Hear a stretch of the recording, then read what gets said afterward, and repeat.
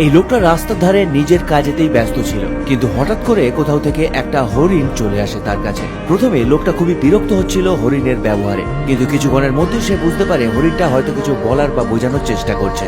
লোকটা হরিণটার পেছনে যাওয়া শুরু করে এবং গিয়ে দেখে যে তার বাচ্চা একটা গর্তের মধ্যে ফেসে গেছে। লোকটা সাথে সাথে তার বন্ধুদের ডাকে এবং হরিণের বাচ্চাটাকে রেস্কিউ করার চেষ্টা করে।